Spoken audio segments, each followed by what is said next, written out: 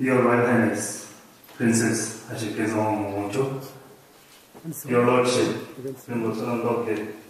Chief Justice of Bhutan, Your Excellency, Lorji, former Prime Minister and Agriculture Minister of Bhutan, Honorable Chairman of the National Council of Bhutan, Namgyel Benjo, Excellencies, Honorable Ministers from the Tidal Range countries, Excellencies, Statues, distinguished heads of delegations, ladies and gentlemen.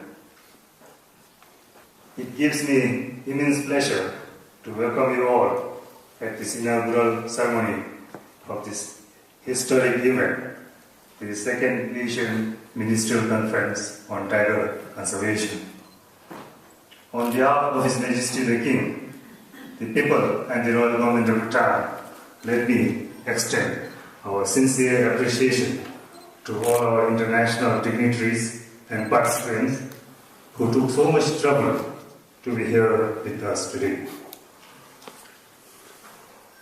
We hope that all of you would have a very pleasant and fruitful stay in our country. We feel deeply honored today that Her Royal Highness, the Princess Ajikezong is gracing this occasion as the guest of honor. Her Royal Highness is not only a leading philanthropist in Bhutan, but also a great friend of nature and a champion of conservation. It was through her generous personal grant at the launch of the Human Wildlife Conflict Management Endowment Fund that gave the much needed stimulus for other Bhutanese to come forward with contributions to this fund. This fund is being now used to address the ever-increasing incidences of depredation of crops and livestock by wildlife. Your Royal Highness, I am pleased to report here that the fund now reached a net of 6.2 million. It is also highly befitting that His Lordship, the Chief Justice of Bhutan, is honoring us as chief guest at this occasion. There can be no justice in our human society if justice is not exercised to ensure the survival and existence of other living beings. We share the planet with us and have equal rights to life and existence on this planet. In his capacity as the chair of the Constitution Drafting Committee of Bhutan, Limbo has ensured that the protection of the environment and conservation of nature is given the highest importance by dedicating a full article on environment. The most significant provision of this article is the requirement to maintain at least 60% of our land area under forest cover at all times, which could have far-reaching implications for the country's ability to protect biological diversity, including tigers. I am also happy to acknowledge the presence of His Excellency the former Prime Minister and Minister of Agriculture, who, along with other former ministers, secretaries, and heads of forest departments, many of whom are present here today, have provided exemplary leadership and commitment in not only protecting our forests, but also enhancing the area of forest cover and establishing a network of parks and protected areas which now occupy more than 50% of our territory. Among them, Dr. Benjo, currently the advisor to the National Environment Commission, and Dr. Sangeet, former secretary of the ministry, deserves special mention. Your Royal Highness, Excellencies, Bhutan's commitment to the cause of conserving tigers cannot be better illustrated than by the presence of so many heads of agencies, including the Honorable Chairman of the National Council, the Chief of Royal Bhutan Police, Brigadier Thimphu, and many other heads of constitutional bodies. If tigers are to survive and thrive, we not only need good policies and legislation, but also good implementation, security, and enforcement agencies. Our men in uniform including our frontline forest officials, deserves our highest appreciation for securing our forests and biodiversity, and many of them even sacrificing their lives in the line of duty. In fact, the presence of all branches of the state at this gathering, presided by Her Royal Highness, is an unprecedented occasion that gives testimony to our collective will and determination as a nation determined to lead the global conservation efforts. Your Excellencies, my fellow ministers and leaders from tiger-held countries, 2 years ago, at the historic city of St. Petersburg in Russia, our heads of states and their representatives made an extraordinary pledge, a pledge to double the number of tigers by the year 2022, the next year of the tiger. This is not just a pledge to save tigers, but also a pledge to save humanity itself. Not just our generation, but also generations that will follow us. We know that when we conserve tigers, we are conserving the whole ecosystem and all the resources that it contains, which provides the basis for our sustenance, be it food, water, air, clothing, or shelter. In addition, the intrinsic benefits of tiger conservation, such as the rich religious, cultural, and artistic traditions associated with tigers, could also be preserved for future generations. At this juncture, let me cite a short statement from the Kathmandu Global Tiger Workshop in 2009. I quote, "Saving tigers is our test. If we pass, we need to keep our planet." Unquote. Your Royal Highness, Excellencies, ladies and gentlemen, destiny has presented us with this unique opportunity to decide the fate of one of our planet's most charismatic animal, the tiger. Let us not confine ourselves to just promising declarations of intent to do so, but act decisively to implement the measures we agreed to in our individual as well as our collective capacities as tiger-rich countries. In this aspect, we are fortunate that the World Bank has launched the Global Tiger Initiative, through which we have access to expertise and resources needed for developing our network and implementing the Global Tiger Recovery Program. The Global Tiger Initiative, led by Dr. Kishore, has been instrumental in steering this program under the personal leadership of their former president, Robert Zoe, and now zealously pursued by the present leadership. I'm happy to know that other nations and agencies are coming forward to join this global campaign as we engage from the attendance at this conference. Among others, we have Excellency, the Ambassador of the United States to India and Bhutan, Madam Nancy Howard. Senior representatives from the United Nations Development Program, the Global Environment Facility, the World Wildlife Fund, the Wildlife Trust of India, Interpol, traffic scientists, and many others, including leaders of the private sector. Thank you all for being here. Finally, Your Royal Highness, allow me to pay tribute to one of the greatest conservationists of our times, His Majesty the Fourth King of Bhutan, Jigme Singye Wangchuck. It was because of his visionary leadership that Bhutan today can boast of having a healthy population of tigers as well as other species like the snow leopards within its relatively small geographical area. Let us pledge to honor this great leader and his legacy by committing ourselves to protect our tigers from the ever-increasing threats of habitat degradation, encroachment, poaching of tigers, and trade in tiger parks. Let us not relegate the tiger to the same mystic status of the snow leopard, the Garuda, and the dragon that the tiger share in our paintings and mask dances. Let us keep it alive and wild in our forests for our future generations, just as it has been gifted to us by our forefathers. Thank you, Dr. Steve.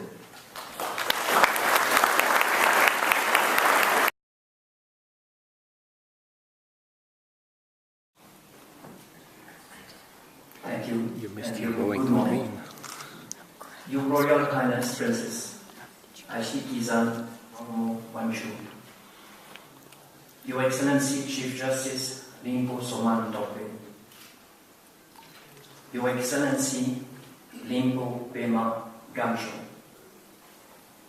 Honorable Ministers and Heads of Delegation from the Tiger Range countries, Her Excellency the U.S. Ambassador to India and Bhutan, Nancy Powell, distinguished guests, ladies and gentlemen. It is a great honor to represent the World Bank at this very significant second Asian Ministerial Conference on Tiger Conservation. The Global Tiger Initiatives has proved to be a formidable alliance in the battle to save wild tigers from extinction. It has focused on the conservation agenda, on concrete action on the ground, and been a powerful platform for collective action, knowledge exchange, innovation, and resource mobilization.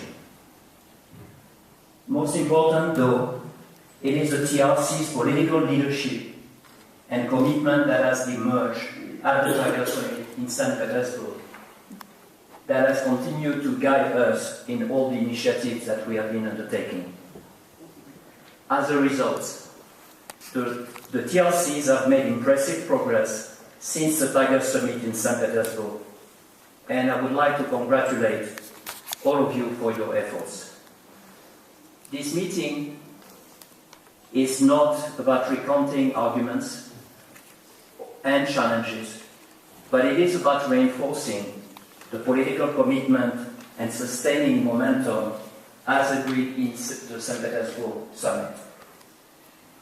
It is about accelerating knowledge transfer so innovative practices can be quickly shared and taken to scale across the range. It is also about mobilizing resources for the front line. As the GTI has proven thus far, partnership between governments, intergovernmental organizations, and civil society are absolutely critical to success. But now there is a growing convergence of understanding that saving tigers and their natural landscape is not only the business of governments and non-governmental organizations, but it is also the business of industry and the private sector at large. Given the magnitude of the threat, constructive engagement and practical collaboration among governments, industry, and civil society, and the communities is absolutely essential to reverse habitat disruption and degradation. We will hear more about how industry can make a positive contribution to conservation this afternoon. As it has been mentioned already, former World Bank President Robert Zelig championed the GTI engagement with industry and the private sector.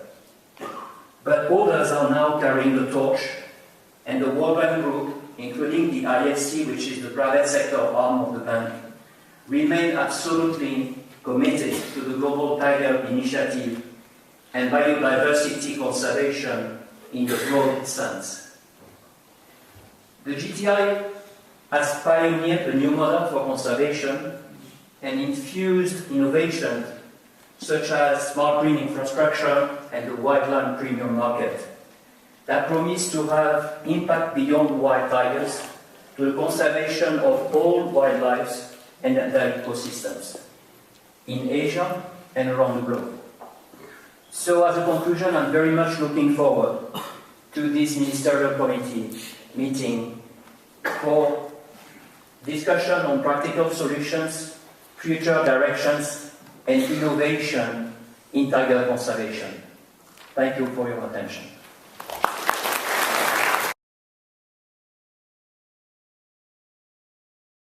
Yadu Banshia, Minister of Forest and Soil Conservation of Nepal.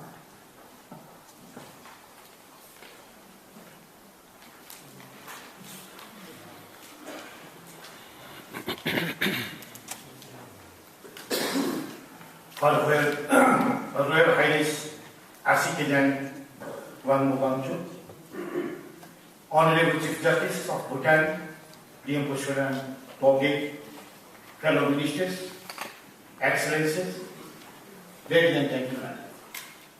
At the outset, please allow me to congratulate the government of Bhutan and Global Tiger Initiative GTI for hosting the second step Ministerial Conference on Tiger Conservation in this small but beautiful country, Bhutan. I would like to express my heartfelt thanks for the invitation, warm welcome and hospitality to my delegation. I feel much honored to be here and participate in this second ministerial meeting of tiger-rich countries. My delegation would like to extend our gratitude to the government of Bhutan and the people of Bhutan for their warm welcome and hospitality since our arrival. Following the first year ministerial meeting at Thailand and St. Petersburg Declaration at Russia in 2010, I believe that successful implementation of National Tiger Recovery Program of respected tiger range. Tiger range country is extremely important. However, capacity and financial gaps to implement it have been identified as critical bottlenecks. I do hope that this second ministerial conference on tiger conservation will be able to solve these bottlenecks. Therefore, I ask to all donors and conservation partners to allocate additional and adequate support to tiger range countries. Innovative and sustained financing mechanism both at national and international level is equally important. Such financial mechanism only can support to our frontline staff and local communities, which roles in tiger conservation is also always outstanding. No doubt that constant political will among the tiger-rich countries and their respective government is precondition for tiger conservation. It is equally important to energize donor agencies and conservation partners and bring them to a common point, find a new and innovative avenue to tiger conservation mission. However, my view is it would be good to go with concerned stakeholders and do rigorous consult with being essential prior to take any important decision. I strongly believe that wider consultation with large audiences gives a sense of ownership and reinforce our political efforts. Finally, on behalf of the government of Nepal and myself, I wish a grand success of the second Asia Ministerial meeting. I hope that it will bring us to a common point and this meeting will be a milestone for all of us to achieve our common goal, doubling the tiger number by 2022. Thank you.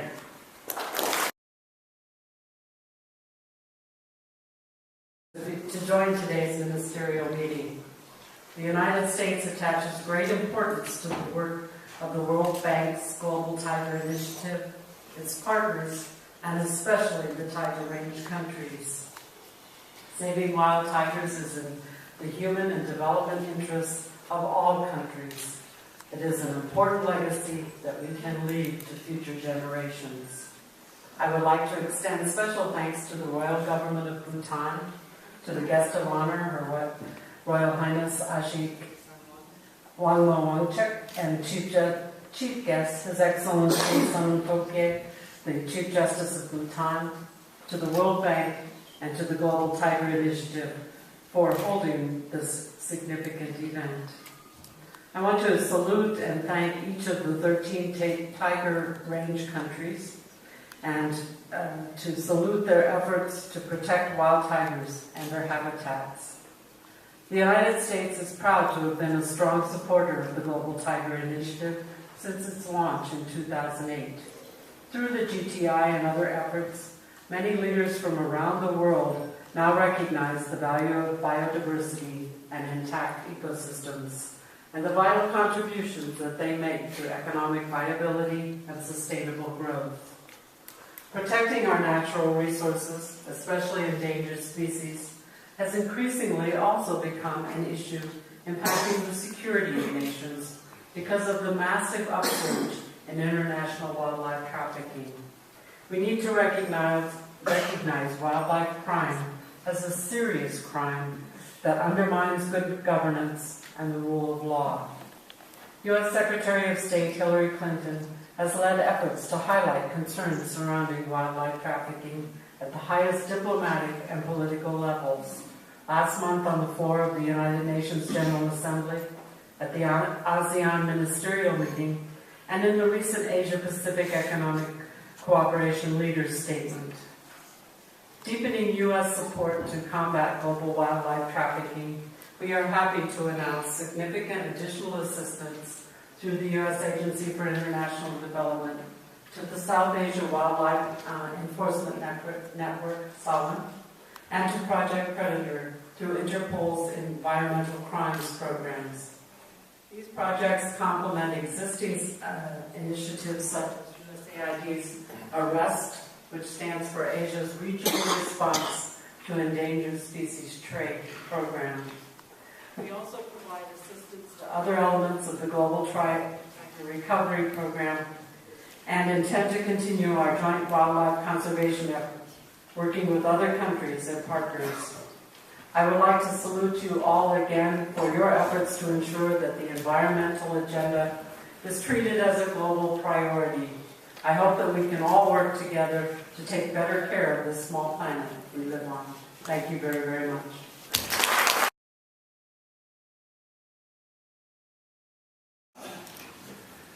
Your Royal Highness, Chief Justice, Your Excellencies, Honourable Ministers from Tiger Range States, distinguished guests, colleagues from the Global Tiger Initiative, and distinguished participants. It is an honor to address you here at the second Ministerial Conference on Tiger Conservation in Thimphu, Bhutan, as a representative of the CITES Secretariat, and I thank you for the opportunity. As you might know, there are now 7 billion people consuming biodiversity every day, including in the form of medicines, food, clothes, furniture, perfumes, and luxury goods. This is challenging the ability of communities and governments to use their natural resources sustainably and in a manner which does not harm the survival of species in the wild. The Convention on International Trade in Endangered Species of Wild Fauna and Flora, or CITES as it is commonly known, stands at the intersection between trade, environment, and development. And the Convention is needed today more than it was needed back in March 1973 when it was adopted. CITES regulates trade in close to 35,000 species of plants and animals, including listed timber and aquatic species, to ensure that such trade is legal, sustainable, and traceable. Illegal trade in wildlife seriously affects the effective implementation of the Convention at national level, and it is happening at a scale that poses an immediate risk to both wildlife and to people and their livelihoods. New approaches need to be taken if we are to adequately address this risk. Strong and clear political messages from the highest possible levels are also required to combat the illegal trade in wildlife. The second Ministerial Conference on Tiger Conservation here in Bhutan is of great importance to everyone who is concerned with the plight of the tiger and other Asian big cats, including the entire CITES community. Considerable efforts have been taken over many years to protect the tiger in the wild. Yet, the evidence shows that to date, despite of all these efforts, tiger populations continue to be targeted by criminals for illegal trade. We also know that the fight to save the tiger extends well beyond its habitat. The actual site where the tiger is poached can be the start of a long chain of criminality, a chain that may stretch from forests through rural villages to large cities across provincial and national borders, via land, air and seaports or crossing points, until the tiger body parts are finally delivered to clandestine markets, dealers and consumers, often many thousands of kilometers from where the animal was killed. Given the nature and scale of the risk posed to biodiversity by illegal trade in wildlife, it is now acknowledged that a more organized and sophisticated response needs to be taken by the law enforcement community to tackling the problem. In recognition of this pressing need, 5 international organizations have joined forces to create the International Consortium of Combating Wildlife Crime, or ICWC, as it is commonly known. The mission of ICWC is to usher in a new era where perpetrators of serious wildlife crimes will face a more formidable and coordinated response. ICWC is comprised of the CITES Secretariat, Interpol, the United Nations Office on Drugs and Crime, the World Bank and the World Customs Organization. The CITES Convention establishes the agreed legal framework within which illegal trade in wildlife can be tackled within and between countries. And the CITES Secretariat brings over 3 decades of experience in supporting the countries that are parties to the Convention in regulating legal trade in wildlife and in combating illegal trade. The United Nations Conference on Sustainable Development, held in Rio de Janeiro, Brazil, from 20 to 22 June 2012, in paragraph 203 of its outcome document, The Future We Want, recognized the important role of CITES and makes specific reference to the economic, social, and environmental impact of illicit trafficking in wildlife and the importance of effective cooperation among international organizations in combating illicit trafficking in wildlife. The CITES Secretariat is very pleased to join you at this important event and is convinced that we can make major inroads into crime groups if we all come together in a determined fashion. If we get law enforcement right for the tiger, we will help to save countless other species together with their habitats. I thank you.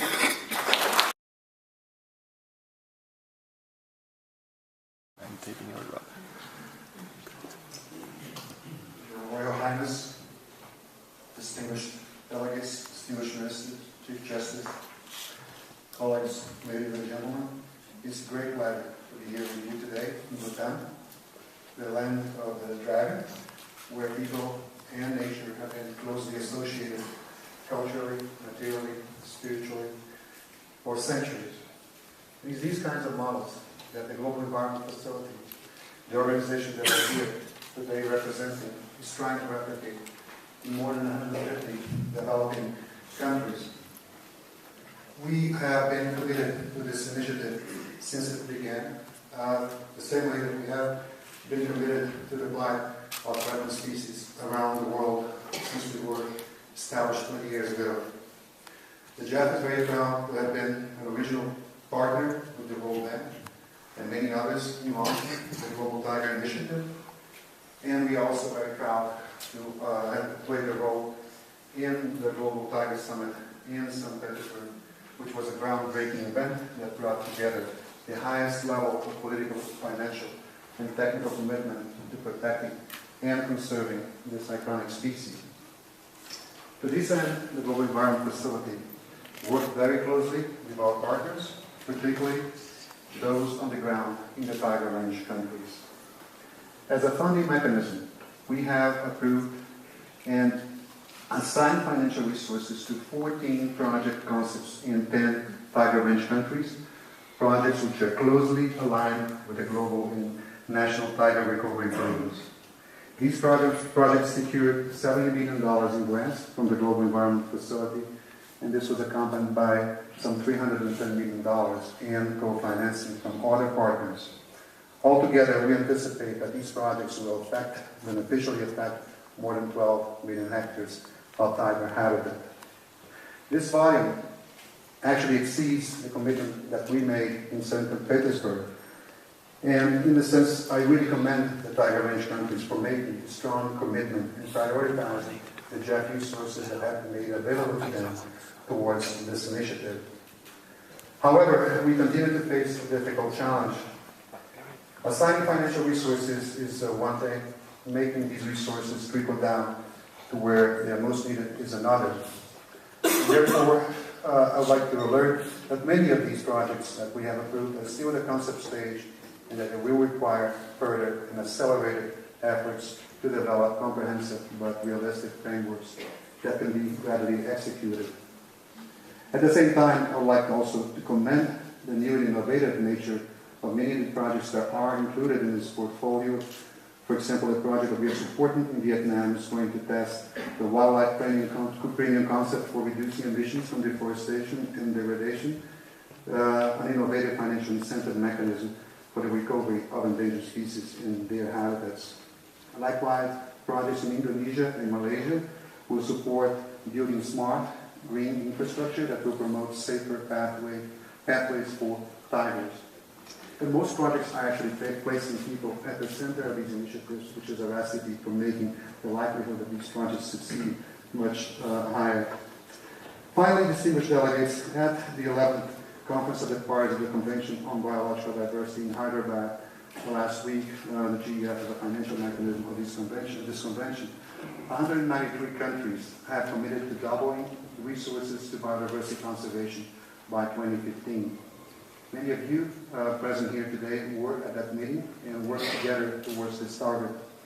If this commitment can be reflected in the robust trust fund, JEF trust fund replenishment in 2014, we would be in an excellent path towards providing the needed support for achieving the ambitious goal of doubling tiger population until 2022.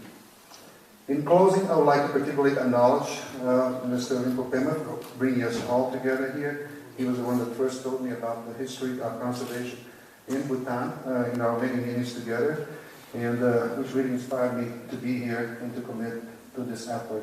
I congratulate again the achievements that were made by the Tiger Range countries over the past 2 years. The GF looks forward to our continued collaboration with all of you. Thank you very much.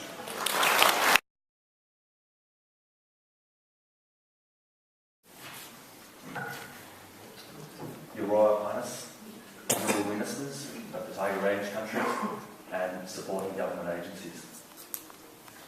Interpol is proud to be before you and to be a partner of your efforts in conserving wild tigers.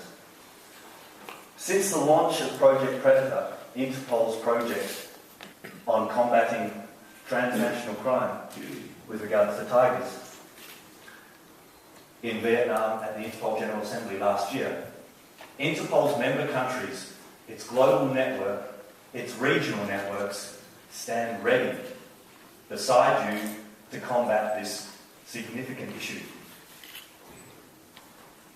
Interpol, with its 190 member countries and its national police agencies, through its Interpol National Central Bureaus, your window to the international enforcement community, are equipped and prepared to stand beside you and support your efforts in tackling the criminals that are eroding the conservational efforts to conserve tigers. Interpol can only do this with the support of agencies such as USAID, the United Kingdom Department of Environment, the World Bank, and the Smithsonian. However, more importantly, Interpol can only do that with the strength of the Tiger Range countries and the governments of the Tiger Range countries. Transnational organised crime is a significant issue that's addressing all our different areas of our society. It does disable our political situations in our countries. It does disrupt our economic stability, and it significantly interferes with our communities, our social structures within our governments. It is a national and vital security issue, and it needs to be considered as such. For if we lose tigers off this planet in the wild, it will erode your national efforts and governments. Finally, Interpol and its enforcement community that it represents is only as strong as you are. It brings together the other remaining countries that are not part of the Tiger Range countries, collectively with 190 countries, to combat these issues side by side with you. So we encourage you to reach out and seek their support in your efforts. Finally, Interpol would like to thank the Government of Bhutan, the World Bank and the Global Tiger Initiative for calling together such an important and significant conference to ensure that the tigers remain on this planet forever. Thank you.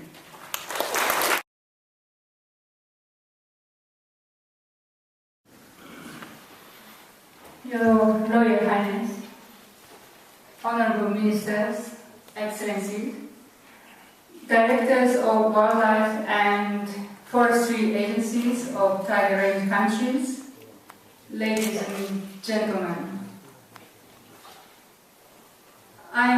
It's an honor for me to make this address today at this important conference on behalf of UNDP.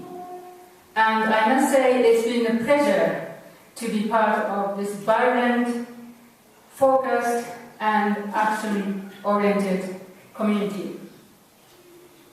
I strongly believe that GTI has grown to be a highly effective forum for not only to raise the plight of tigers, raise the profile of plight of tigers worldwide, but also to support country-level actions and regional-level collaboration. Tiger conservation is not just a boutique environmental issues. It's about managing ecosystem health. It's about ensuring coexistence between wildlife and human beings. And it's about maintaining global heritage. As the development arm of the United Nations, UNDP takes these issues seriously.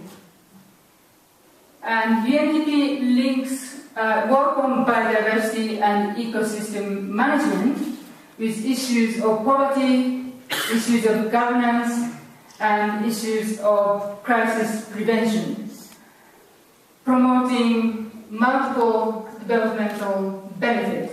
And I believe to realize the multiple benefit, the realizing of multiple benefits is essential for achieving tiger conservation. Last week in Hyderabad, at the conference of parties for CBD, we launched a new biodiversity and ecosystem global framework for the period up to 2020. This framework paves the way for UNDP's future work in supporting countries to implement the CBD strategic plan as well as to implement the Global Tiger Recovery Program. Our biodiversity work is now organized under 3 programs.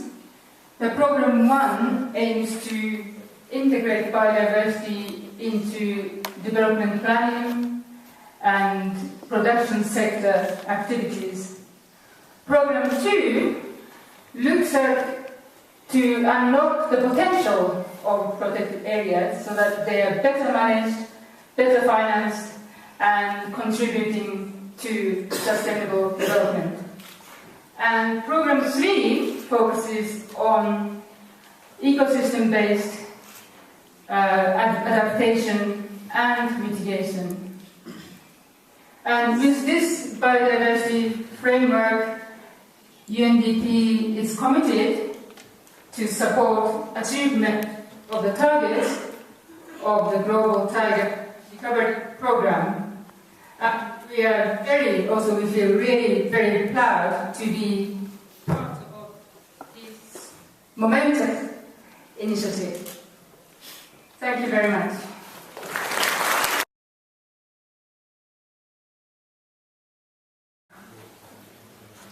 Your Royal Highness, Honorable Chief Justice of Bhutan, Honorable Minister of Bhutan, Excellencies, dignitaries on the dais, and distinguished delegates and participants.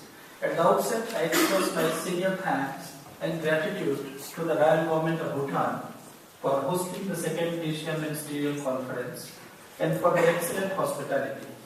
I also congratulate the Global Tiger Initiative for bringing all tiger-range countries together and all stakeholders at the same platform, and also attracting the attention of global media. We have moved on path of shared goal with the Global Tiger Initiative since 2008, starting from Thailand, Kathmandu, Hua Hin, Bali, New Delhi, and then summit at St. Petersburg, Russia. The St. Petersburg Declaration came out beautifully after thorough discussion with all tiger-range countries and the stakeholders, which encompasses all relevant points for tiger conservation.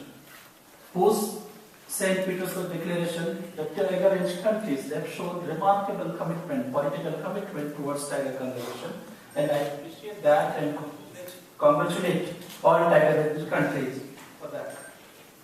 But time is running very fast. I wish the declaration converts into real, concrete activities at the field level with the wholehearted support of international donors and all international organizations who are committed for tiger conservation.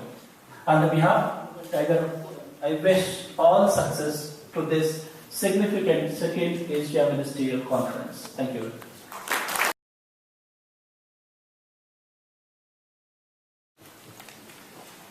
Your Royal Highness, Princess Ashi Kadam Wangmuwangi, Your Lordship, Chief Justice, Your Excellency, Lambo Pema Gyamshu, Honorable Minister, Honorable Ministers, Heads of Delegation from the Tiger Range countries, Her Excellency the U.S. Ambassador to India and Bhutan, Nancy Powell, distinguished guests, ladies and gentlemen.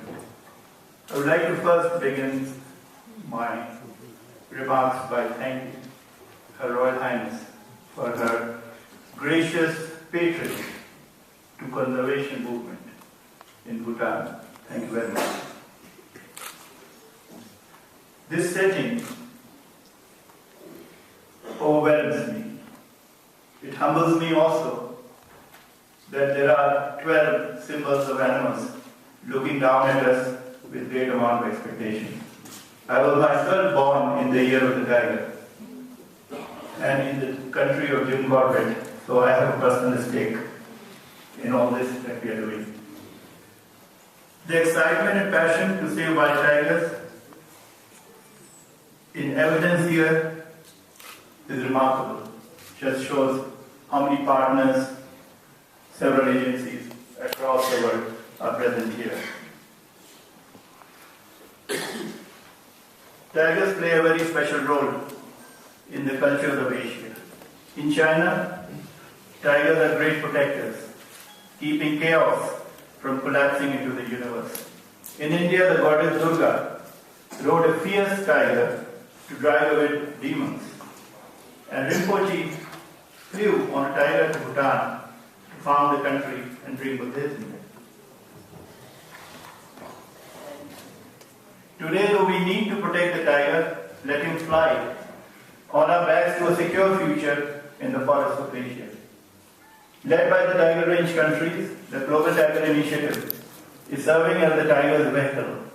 The effort began in Nepal, proceeded to the first Asian Ministerial Conference in Thailand, and then to the historic Tiger Summit in St. Petersburg, where the political will to save wild tigers and their habitat was demonstrated at the highest level. I wish to particularly thank His Excellency President Putin for hosting the Petersburg Summit. And TRCs and partners move from isolated acts of conservation good to collective impact to achieve large conservation goals and what could be larger than doubling the number of tigers by 2022. Since then, with the leadership of the Honorable Ministers of the Tiger Range countries, remarkable progress has been made towards fulfilling the pledges of St. Petersburg Declaration. In Bhutan, where pristine habitat lies in a vast connected protected area landscape, a road that threatened to cut through critical tiger habitat was stopped by the Honorable Minister's leadership. I would particularly like to thank the Honorable Minister here for inspiring leadership and stewardship, not only on tigers but on all conservation issues. Bangladesh initiated co-management of natural resources with 76 villages around Sundarbans to communities benefit from the tiger conservation. In Cambodia, more effective law enforcement is contributing to an increase in once depleted prey populations. China advanced a plan to restore Amur tigers in the northeast and improve law enforcement through cooperation of multi-government agencies. India created a new tiger reserve and recorded an increase in tiger numbers, which it is able to do because of its advanced scientific monitoring process. And its success in restoring tigers to Panna and Sariska Tiger Reserve is inspiring. Indonesia produced the first ever range-wide occupancy estimation of tigers in Sumatra, with very encouraging results for the tigers stated there. Laos established a new Ministry of Natural Resources and the Environment to be in charge of protected area management and conservation. Malaysia leads in using comprehensive landscape-scale master planning to protect habitats and maintain corridors using smart green infrastructure. Nepal achieved a very significant reduction in poaching and zero poaching of rhinos because of multiple stakeholders, government officials, new crime control agencies, national park staff, the army communities and other work together. Russia is collaborating with Kazakhstan and Iran on tiger reintroduction to this part of tiger's former range and is leading the way on developing key performance indicators to measure the progress of Global Tiger Recovery Plan implementation. Thailand has demonstrated how smart patrolling serves as a warning signal to ensure effective protected area management. Vietnam is bringing an intensive process to reduce demand for tigers and other endangered wildlife. Even in the face of these advances, serious challenges remain. At this meeting, it is very important to renew the political will of St. Petersburg, not least because leadership in several TRCs has changed. It is gratifying to see, though, that these changes have not dimmed the commitment or enthusiasm of their forest and environment departments. A renewal of political will is also necessary because so much remains to be done before we can hope the tiger's future is secure. In fact, many threats are intensifying. Habitats continue to be eroded by both legal and illegal activities, many from unplanned infrastructure and extractive industrial development. Poachers and wildlife traffickers are becoming ever more sophisticated in their assaults on tigers and other species. Demand for wildlife parts and products is growing.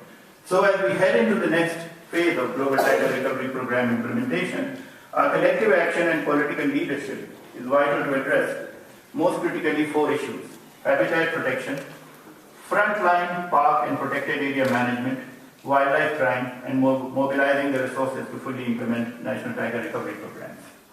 Let me briefly take each of these topics in turn. Wild tigers and tiger conservation landscapes are economically and politically undervalued. The entire biodiversity sector is seriously underfunded and needs and values are overlooked or discounted. As a result, the pace of habitat fragmentation and degradation is accelerating. infrastructure and extractive industry development that impinge on tiger habitat is permitted because its economic value is clear, even if the real cost of unplanned development are ignored. And in many cases, industry doesn't know where the no-go areas are because they are not mapped or maps are not publicly available. Parks and protected areas are underfunded and understaffed, and frontline staff are not fully equipped to fight poachers and encroachers. Guards and rangers have sticks and spears to fight criminals bearing self-loading rifles. They have motorbikes to chase criminals that fly off in helicopters. They lack good places to live and insurance against the risk they face every day. Until these men and women who stand on the front lines to protect tigers are supported, appreciated, and professionalized, all other conservation efforts will fail to reverse the tiger's downward spiral towards extinction. Wildlife crime is a growing scourge with traffickers and traders operating with near impunity to reap huge profit by stealing Asia's natural heritage.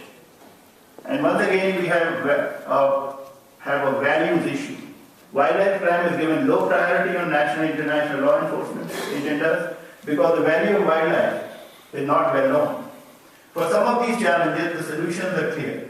Fully equipping frontline staff is almost entirely a matter of mobilizing resources to pay for what's needed. Further innovative approaches are needed, but all of them need the strong collective leadership of tiger-range country ministers to fight the change. And all need support from partners and the funding community. With that, let me review how this meeting is structured to get at real solutions to these challenges. In the first plenary this morning, ministers will talk about the status of the global tiger recovery implementation and discuss future directions to develop a roadmap for tackling habitat degradation, improving the lot of frontline staff, and combating wildlife crime. Then during lunch, Dr. Pawan Sukhdev will talk about mainstreaming conservation into development and about Corporation 2020, his vision of a world in which corporate responsibility, properly valued ecosystems, and need not greed as a criteria for development are the norm, not the aberration. This will lead nicely to the second plenary on engaging industry in wildlife conservation, using the model of the newly formed India Wildlife Business Council, a partnership between Global Tiger Initiative, the World Bank, International Finance Corporation, and the Confederation of Indian Industry. We believe that in the partnerships, we do need to add the dimension of private sector industry because they are shaping the profile of the new Asia. We are learning that governments, even with the support of civil society, cannot alone implement all of the solutions to biodiversity crisis. The participation of industry and the private sector is essential, and the private sector is coming to a related conclusion that green business is good business. There is even a new concept of sustainable capitalism, in which the quality of output replaces the quantity of output as a measure of economic well-being. Perhaps this was inspired by Bhutan's unique vision of gross national happiness. In the third plenary, partners will discuss how they can support global tiger recovery, future directions with resources, and greater partnerships. Then Ministerial Plenary 4 will wrap up with discussions of the consensus on the roadmap for moving forward to inspiring solutions to the challenges of habitat, frontline staff, and wildlife crime.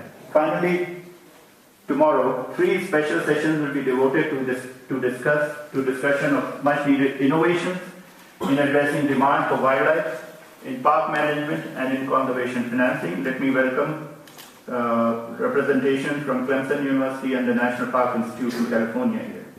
I am looking forward to a stimulating discussion leading to renewed political will and committed to individual and collective action that will ensure we meet our goal of doubling the number of tigers. Before I conclude, I'd like to pay a special tribute to His Majesty the former King Jingnay Singye Wangchuk for his vision and inspiring leadership on conservation. In that context, the presence of cross-sectoral departments here, right, under the leadership of His Lordship the Chief Justice, the Chief of Police, and with signifies the comprehensive effort that Bhutan is making in this direction. I have a suggestion which comes from my attendance of the World Economic Forum at Davos. At Davos in Switzerland, all economists and global leaders and CEOs congregate every 2 years to talk about finance, economic development, and it's known as the Global Economic Forum. I feel, given the commitment, the leadership that Bhutan is providing to the case of biodiversity, Bhutan could emerge as a Davos for biodiversity. And I would like this to be considered by the Honorable Minister. Thank you very much for being here, and I look forward to a very, very important conclusion and action following that. Thank you.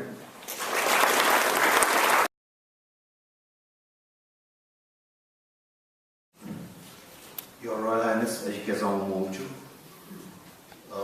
Honorable Chief Justice Sonpokyo of the Supreme Court of Bhutan, distinguished heads of delegations and accompanying delegates from the Tiger Age countries, and representatives of international and governmental organizations, honorable secretaries, directors, and colleagues of the Royal Government of Bhutan, ladies and gentlemen.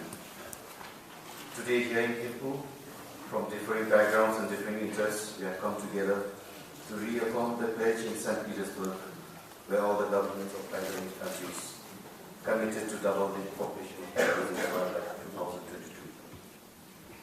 In Bhutan, we have always been benefited from visionary leadership, starting from our beloved monarchs right up to the present leadership. This has translated into national law and government policy to protect the environment for the benefit of present and future generations. For this, we in Bhutan and other Tiger Age countries owe the deepest gratitude to His Majesty, the fourth King of Bhutan, and His Majesty King Jigme for their exemplary lifelong dedication to preserving our natural heritage. Without their Majesty's wise custodianship of our natural environment, we in Bhutan would have no natural environment to talk about today. At an individual level too, strong, benevolent leadership continues to inspire and sustain conservation efforts. It is most appropriate that I submit our collective gratitude today to Her Royal Highness Ajikazam Momchu, who has graciously honored our gathering today with her presence. Her Royal Highness was the first Bhutanese in our private capacity to provide the seed money to create a endowment fund for human wildlife conflict management. For this, we are deeply grateful.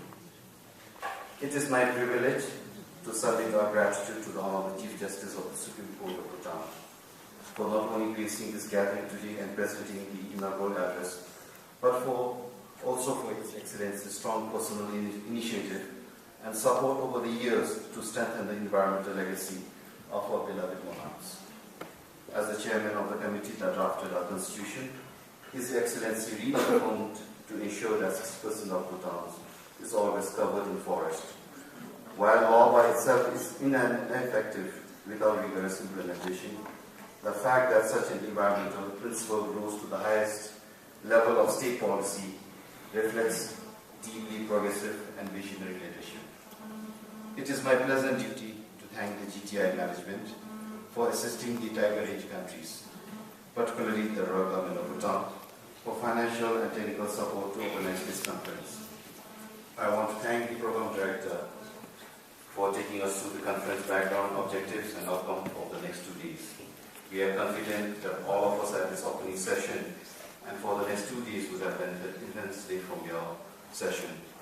I would like to thank all the distinguished delegates from the Tiger Age countries and also the representatives of international NGOs present here for accepting the invitation of the Royal Government of Bhutan to this conference. Your presence here is a clear testimony for being a part of this initiative in the region to mainstream policy and action on the ground. We are also privileged to have the presence of the United States Ambassador to India, Her Excellency, Madam Nancy J. Powell, and her team for a very enlightening statement on tiger conservation. The statements delivered by the distinguished delegates are equally enlightening, and we thank them for their gracious support to this noble cause. An event like this could not have happened overnight, and the wheels began rolling in July of this year. We are grateful for support from all agencies of the Royal Government of Bhutan for making today's event possible. We are grateful to His Excellency Longpukul Majamso, Honorable Minister of Agriculture and Forest, and also the Minister in charge of National Environment Commission for his personal interest and support. Equally important is the gracious support of Honorable Secretary, Minister of Agriculture and Forest, and the Director General Department of Forest and Park Services. Let me also put on record the unstinted support extended by many officers and staff of the Royal Government, Foreign Ministry, Department of Immigration, Department of Civil Aviation, Turkey Air Corporation, and the Security Division of the Royal Bhutan Police. Your Royal Highness, Your Excellencies, distinguished delegates, no journey can be sustained and no journey can be chartered without friends and colleagues. Here I want to thank all my colleagues from the Wildlife Conservation Division and also the protocol officers from the Line Division for rendering unquestioned support. I remain privileged to have the opportunity to work with such a selfless group of people. Thank you. Finally, may I conclude by mentioning that it is our hope that the process which starts today will help bring this region closely bound as we are in terms of culture, beliefs, art, ecology and commerce. It is also our belief that this step can help foster closer ties and forge a region rich with natural heritage and resources to be passed on intact to the future generation. Thank you and Tashikki.